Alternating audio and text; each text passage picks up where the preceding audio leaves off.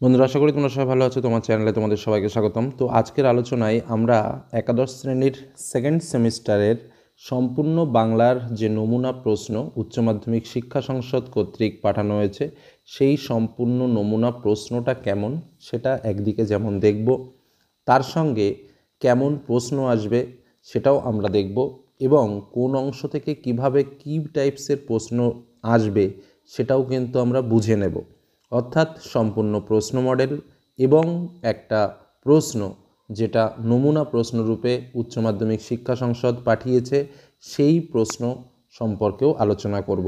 অর্থাৎ বুঝতেই পারছো, আজকের ভিডিওর মাধ্যমে আমরা যেটা বুঝবো সেটা হলো সম্পূর্ণ কোশ্চেন প্যাটার্ন, তার সঙ্গে সিলেবাস ওয়াইজ কোথা থেকে কী টাইপসের প্রশ্ন আমাদের পরীক্ষায় আসতে চলেছে তার ডিটেলস আলোচনা।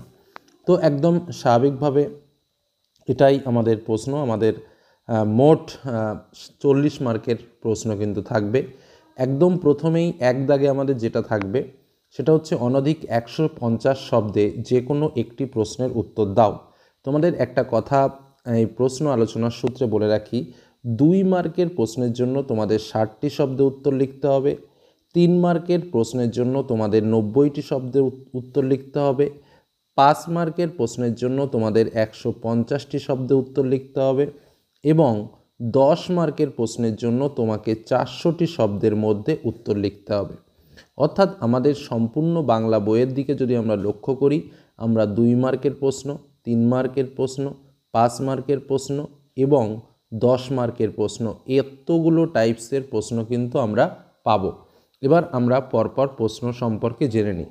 প্রথম দাগে আমাদের যে বিষয়টা রয়েছে সেটা হলো গল্প। আমরা জানি আমাদের বাংলা গল্প দুটো রয়েছে, কি কি? একটা ছুটি এবং আরেকটা হলো তেলেনাপোতা আবিষ্কার। একদম প্রথম যে প্রশ্নটা সেটা ছুটি থেকে আসবে এবং দ্বিতীয় প্রশ্নটা তেলেনাপোতা আবিষ্কার থেকে আসবে। এই দুটো প্রশ্নের মধ্যে একটা প্রশ্ন লিখতে হবে। আমার কথাগুলো বুঝে নেবে এবং তার সঙ্গে নিজের যে বই, সেই বই বা টোটাল সিলেবাসটাকে একটু বুঝে নেবে, তাহলে কিন্তু তোমার এই প্রশ্ন সম্পর্কে আর কোনো দ্বিধা থাকবে না। তাহলে প্রথম এক দাগে আমাকে কটা প্রশ্ন লিখতে হবে? একটা প্রশ্ন লিখতে হবে আমাদের গল্পটা কোথায় আছে। আমাদের দুটো গল্প আছে, একটা ছুটি এবং আর একটা তেলেনাপোতা আবিষ্কার। একটা প্রশ্ন ছুটি থেকে আসবে, আর একটা প্রশ্ন তেলেনাপোতা আবিষ্কার থেকে আসবে। যে কোনো একটা প্রশ্নের উত্তর আমাকে লিখতে হবে। তো এখানেও একটা সাজেশন তোমাদের আমি দিয়ে দিই, এক্ষেত্রে তাহলে আমরা যে কোনো একটা গল্প যদি ভালো করে পড়ি তাহলেই কিন্তু আমরা প্রশ্নটা কমন পেয়ে যাব। তো চলো, মডেল প্রশ্নে কি কি প্রশ্ন দেওয়া হয়েছে। প্রথম প্রশ্ন দেওয়া হয়েছে, ছুটি গল্পের নামকরণ কতখানি সার্থক তা আলোচনা করো। এবং দ্বিতীয় প্রশ্ন যেটা তেলেনাপোতা আবিষ্কার থেকে দেওয়া হয়েছে, আপনি শুধু নিজের হৃদস্পন্দনে একটি কথায় বারবার ধ্বনিত হচ্ছে শুনবেন, ফিরে আসব ফিরে আসব। এখানে আপনি বলতে কাকে বোঝানো হয়েছে? ফিরে আসব, ফিরে আসবর তাৎপর্য ব্যাখ্যা করো। মার্কস 2+3 আর প্রথমটাই 5। অর্থাৎ আমাদের এই যে 5 মার্কের প্রশ্ন পরীক্ষাতে আসবে গল্প থেকে, এই গল্পের প্রশ্ন ডাইরেক্ট 5 মার্ক রূপেও আসতে পারে, আবার 2+3 এভাবেও কিন্তু আসতে পারে। ওকে, এই হলো আমাদের টোটাল গল্পর ফ্যাক্টর। এবার আমরা আসি কবিতা। দেখো, কবিতা থেকে আমাদের 5 মার্কের প্রশ্ন আসবে, এটা যেমন ঠিক কথা, কিন্তু এটাও কিন্তু কথা যে এই 5 মার্কের প্রশ্ন ডাইরেক্ট নয়। একটা 2 মার্কের প্রশ্ন লিখতে হবে এবং একটা 3 মার্কের প্রশ্ন লিখতে হবে। কথাটা বোঝা গেল পরিষ্কার করে? এবার দেখো প্যাটার্নটা কি। আমাদের কটা কবিতা আছে? আমাদের মোট 3টে কবিতা আছে। একটা ভাব সম্মিলন, একটা লালন সহ ফকিরের গান এবং আর একটা হলো জয় গোস্বামীর নুন কবিতা। তো এই 3টে কবিতা থেকে, কথাটা খুব ভালোভাবে বুঝবে, এই 3টে কবিতা থেকে দুটো 2 মার্কের প্রশ্ন আসবে, যে কোনো দুটো কবিতা থেকে। যেমন তব হাম পিয়া দূর দেশে না পাঠাই, যেটা ভাব সম্মেলনী থেকে, আর আমাদের দিন চলে যায় সাধারণ ভাত কাপড়ে, নুন থেকে। তো স্বাভাবিকভাবে এখানে কি রয়েছে? দুটো প্রশ্ন দেওয়া রয়েছে, যে কোনো একটা প্রশ্নের উত্তর করতে হবে। মার্কস কত? 2 করে। অর্থাৎ 2 দাগে কবিতা থেকে আমাদের যে প্রশ্ন আসবে সেই প্রশ্নের মান থাকবে 2। দুটো প্রশ্ন আসবে, একটা প্রশ্নের উত্তর করতে হবে। যে কোনো দুটো কবিতা থেকে দুটো প্রশ্ন আসবে। ওকে, নেক্সট আমরা চলে যাব 3 দাগের প্রশ্নে। দেখো, 3 দাগের প্রশ্নে প্রশ্নের মান হচ্ছে 3। অর্থাৎ কবিতা থেকে আমি যে বলেছি যে 5 মার্কের প্রশ্ন আসবে এই 5 মার্কের মধ্যে একটা লিখতে হবে 2 মার্কের প্রশ্ন এবং একটা লিখতে হবে 3 মার্কের প্রশ্ন। এবার দেখো 3 মার্কের প্রশ্ন তাহলে দুটো আসবে একই রকমভাবে। আমাদের যে 3টে কবিতা আছে সেই 3টে কবিতা থেকে দুটো প্রশ্ন আসবে, আমাদের যে কোনো একটা প্রশ্নের উত্তর করতে হবে। তাহলে আমাদের এখানে চালাকিটা কি, আমাদের যে 3টে কবিতা আছে এই 3টে কবিতার থেকে যে কোনো দুটো কবিতা যদি আমি ভালো করে পড়ি তাহলে 2 মার্কের কোশ্চেনও আমি কমন পাবো, আমি 3 মার্কের কোশ্চেনও কিন্তু কমন পেয়ে যাব। একটা কবিতা যদি আমি একটু বাদ দিয়ে দিই কোনো রকম কোনো টেনশন নেই।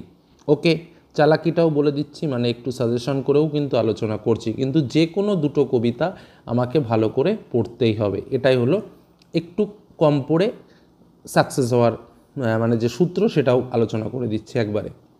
এবার আসি 3 দাগের প্রশ্ন। দেখো এখানে কী রয়েছে, মানুষ ছেড়ে খ্যাপারে তুই মূল হারাবি, অর্থ পরিস্ফুটিত করো, অর্থাৎ লালন শাহ ফকিরের গান থেকে নেওয়া। আর পাপ সুধাকর যত দুঃখ দিল, মানে এটা হচ্ছে আমার ভাব সম্মেলনী থেকে নেওয়া। তো এখানে দুটো প্রশ্ন দেওয়া হয়েছে, একটা প্রশ্নের উত্তর করতে হবে 3 মার্ক। তাহলে কি হলো বিষয়টা আরেকবার বলে রাখি, গল্প থেকে দুটো 5 মার্কের প্রশ্ন একটা লিখতে হচ্ছে, কবিতা থেকে একটা 2 মার্কের কোশ্চেন লিখতে হচ্ছে, আবার কবিতা থেকে একটা 3 মার্কের কোশ্চেন লিখতে হচ্ছে। এবার আমরা আসবো আমাদের নাটক। কি নাটক ছিল, আমাদের নাটক ছিল বিজন ভট্টাচার্যের আগুন নাটক। তো এই নাটক থেকে আমাদের 5 মার্কের প্রশ্ন আসবে, কটা, দুটো প্রশ্ন আসবে, একটা প্রশ্নের উত্তর আমাদের লিখতে হবে। যেহেতু নাটক একটা, আমাদের সমগ্র অংশই পড়তে হবে। এই প্রশ্নটাও ঠিক তাই, ডাইরেক্ট 5 মার্ক রূপে আসতে পারে, আবার 2+3 এভাবেও ভাগ করে আসতে পারে। তো এখানে দেখো কি কি দুটো প্রশ্ন রয়েছে। প্রথম প্রশ্ন, থাক তোকে আর দালালি করতে হবে না, যা ভাগ ভাগ, কে কার উদ্দেশ্যে এমন উক্তি করেছে, প্রসঙ্গ উল্লেখ করে বক্তার চরিত্র আলোচনা করো। এবং আরেকটা প্রশ্ন যেটা রয়েছে, বাংলা গণনাট্য আন্দোলনের প্রথম ফসল আগুন এ সম্পর্কে আলোচনা করো। ঠিক আছে, তো এরকমভাবে দুটো প্রশ্ন থাকবে, একটা প্রশ্নের উত্তর করতে হবে। নেক্সট পরের পার্টটাতে চলে আসি, 5 দাগের প্রশ্ন। তাহলে পরপর আমরা 3টে বিষয় নিয়ে আলোচনা করলাম, গল্প, কবিতা, নাটক। এবার আমরা আসবো পরবর্তী যে বিষয়, সেটা হচ্ছে পূর্ণাঙ্গ সহায়ক গ্রন্থ। আমাদের সৈয়দ মুস্তফা আলীর লেখা 4টে গল্প রয়েছে, বই কেনা, আজব শহর কলকাতা, আর একটা হচ্ছে 25শে বৈশাখ এবং আড্ডা। এবার দেখো এখানে যে মজার বিষয়টা কি, এইখান থেকে আমাদের যে বিষয়টা সেটা আমাকে একটু বুঝে নিতে হবে, কারণ এখান থেকেও আমাদের ঠিক 5 মার্কের প্রশ্ন আসবে, কিন্তু এই 5 মার্কের প্রশ্ন কবিতার মতনই বিষয়, একটা 2 মার্কের প্রশ্ন আর একটা হচ্ছে 3 মার্কের প্রশ্ন। অর্থাৎ এই যে আমাদের সহায়ক গ্রন্থ থেকেও কিন্তু 2 মার্কের প্রশ্ন লিখতে হবে দুটো, আর 3 মার্কের প্রশ্ন লিখতে হবে দুটো। অর্থাৎ মোট পূর্ণাঙ্গ সহায়ক গ্রন্থ থেকে আমার কত মার্কের প্রশ্ন আসবে, 10 মার্কের প্রশ্ন। ঠিক আছে, তাহলে সহায়ক গ্রন্থ থেকে আমাদের আসবে 10 মার্কের প্রশ্ন, তার মধ্যে 2 মার্কের প্রশ্ন লিখতে হবে দুটো এবং আমাদের 3 মার্কের প্রশ্ন লিখতে হবে দুটো। অর্থাৎ এই হলো মোট 10 মার্ক। ঠিক আছে, মনে রাখবে সহায়ক গ্রন্থ থেকে 10 মার্ক। তাহলে এখান থেকেও কিন্তু সহায়ক গ্রন্থ থেকেও কিন্তু ডাইরেক্ট 5 মার্কের প্রশ্ন কিন্তু আসছে না। ওকে, এবার তাহলে এই বই কেনা, আজব শহর কলকাতা, আর হচ্ছে তোমার 25শে বৈশাখ আর আড্ডা, এই যে 4টে আমাদের সহায়ক পাঠ গ্রন্থের যে গল্প রয়েছে, এই 4টে গল্পের মধ্যে 3টে গল্প থেকে প্রথম 3টে 2 মার্কের প্রশ্ন আসবে, আর একই রকমভাবে যে কোনো 3টে গল্প থেকে 3টে তোমার 3 মার্কের প্রশ্ন আসবে। 3 মার্কের প্রশ্ন 3টে তোমার 2 মার্কের প্রশ্ন আসবে, আর একইভাবে 3টে তোমার 3 মার্কের প্রশ্ন আসবে। এই 3টে 2 মার্কের প্রশ্নের মধ্যে দিয়ে তোমাকে দুটো প্রশ্ন লিখতে হবে, আর 3টে 3 মার্কের প্রশ্নের ভিতর দিয়েও তোমাকে কিন্তু দুটো প্রশ্ন লিখতে হবে। তাহলে মোট 10 মার্কের উত্তর তুমি দিতে পারলে। এবার দেখো এই যে 5 দাগে যে প্রশ্নটা রয়েছে, তাহলে 5.1 এই হলো ফরাসি যাত্রার গুণ। ফরাসিদের কোন গুণের কথা এখানে বলা হয়েছে? অতি উপাদেয় মৎস্য, যে মৎস্যের কথা এখানে বলা হয়েছে স্থানভেদে তার নামের বিভিন্নতা উল্লেখ করো। অসম্পূর্ণ বলেই মনে হয়েছে, কাকে কেন অসম্পূর্ণ বলে মনে হয়েছে? তাহলে এখানে প্রথমে কি করা হলো, 2 মার্কে 3টে প্রশ্ন দেওয়া হলো, তার থেকে যে কোনো দুটো প্রশ্নের উত্তর করতে হবে।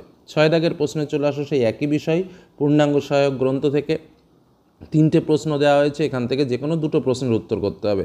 3 মার্কের প্রশ্ন, সে ভুবন আমার নিতান্ত আপন হয়ে উঠবে, কোন ভুবন কিভাবে আপন হয়ে উঠবে বলে লেখকের ধারণা, তবে তারা দেবভ্রষ্ট হবে, কারা কিভাবে দেবভ্রষ্ট হবে বলে বক্তার অভিমত, জানে আজ আপনি দরাজ হাতে বকশিস দেবেন না, যে জানে তার এমন জানার কারণ লেখো। ওকে, নেক্সট আমরা চলে আসবো আমাদের পরবর্তী যে পার্ট, বাংলা শিল্প সাহিত্য ও সংস্কৃতির ইতিহাস।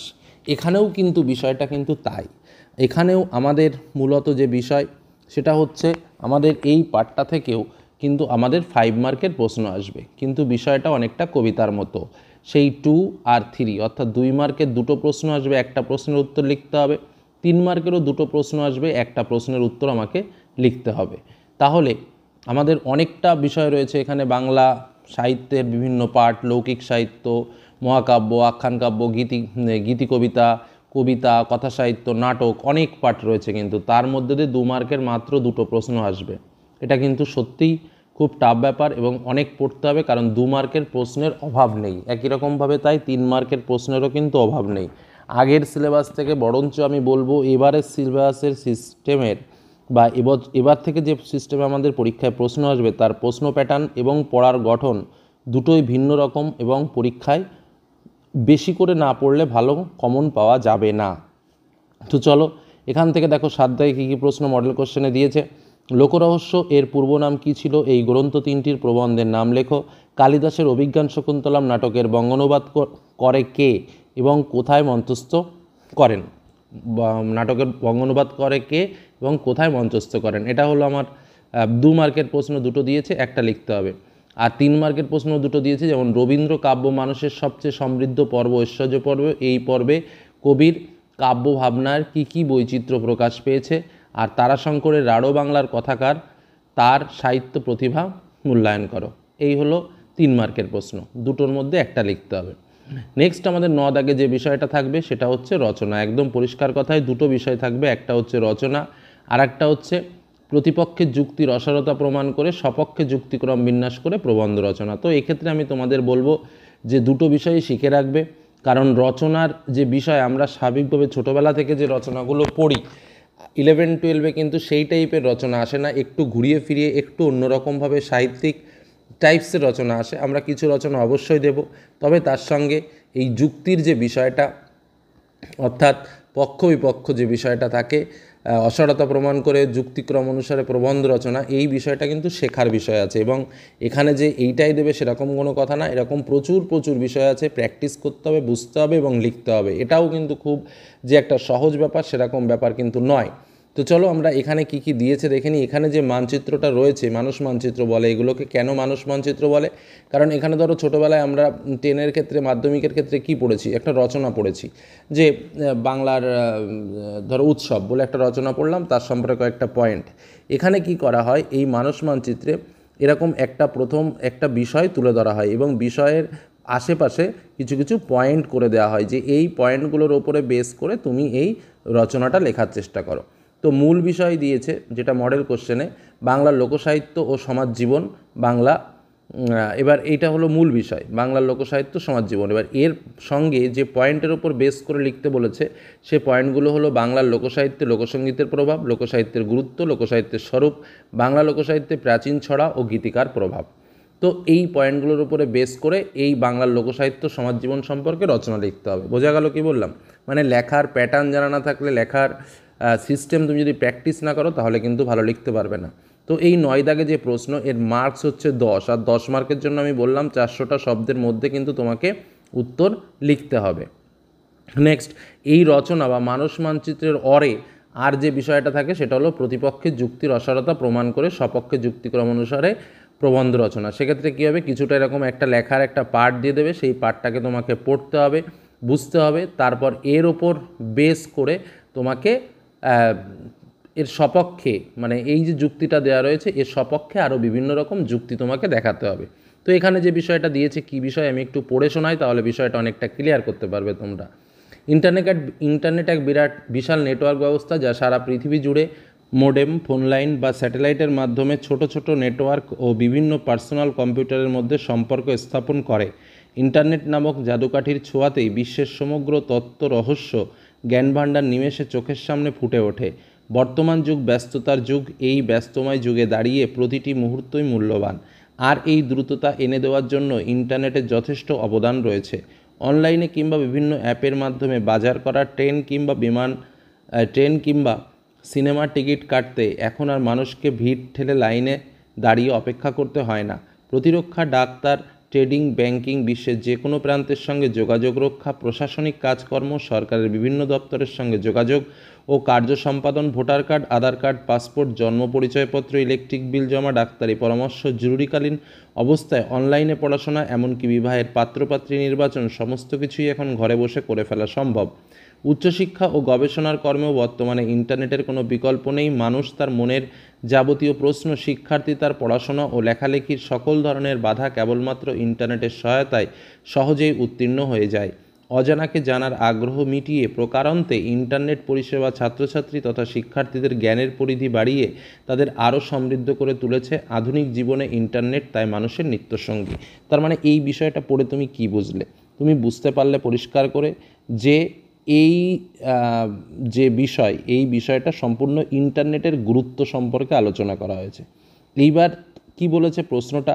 প্রতিপক্ষের যুক্তির অসারতা প্রমাণ করে সপক্ষে যুক্তিক্রম বিন্যাস করে প্রবন্ধ রচনা করো। মানে এই যে কথাগুলো বলেছে এর সপক্ষে তোমাকে বলতে হবে, অর্থাৎ ইন্টারনেটের যে সত্যিই গুরুত্বগুলো রয়েছে সেই গুরুত্বগুলো সম্পর্কে তোমাকে আলোচনা করতে হবে।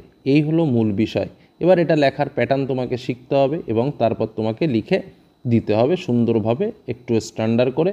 এই হলো তোমার মূল প্রশ্নপত্র, এবং প্রশ্নপত্র কোথা থেকে কিভাবে কি প্রশ্ন আসবে তার আলোচনা করলাম। অর্থাৎ গল্প থেকে 2 পাস মার্কের প্রশ্ন, কবিতা থেকে 2 একটা 2 মার্কের প্রশ্ন লিখতে হচ্ছে, একটা 3 মার্কের প্রশ্ন লিখতে হচ্ছে, নাটক থেকে তোমার একটা 5 মার্কের প্রশ্ন লিখতে হচ্ছে, পূর্ণাঙ্গ সহায়ক গ্রন্থ থেকে 2 মার্কের প্রশ্ন লিখতে হচ্ছে, 3 মার্কের প্রশ্ন লিখতে হচ্ছে। আচ্ছা, বাংলা শিল্প সাহিত্য সংস্কৃতির ইতিহাস থেকে তোমার একটা 2 মার্কের প্রশ্ন লিখতে হচ্ছে, আর একটা 3 মার্কের প্রশ্ন লিখতে হচ্ছে, আর একটা প্রবন্ধ রচনা লিখতে হচ্ছে। এই হলো আমাদের সম্পূর্ণ কোশ্চেন প্যাটার্ন সিলেবাস, এবং কোথা থেকে কেমন কি প্রশ্ন আসবে তার ডিটেলস আলোচনা তোমাদের সামনে করলাম। এরপরেও যদি কোনো কিছু বুঝতে অসুবিধা থাকে অবশ্যই কমেন্ট বক্সে কমেন্ট করো। ধন্যবাদ।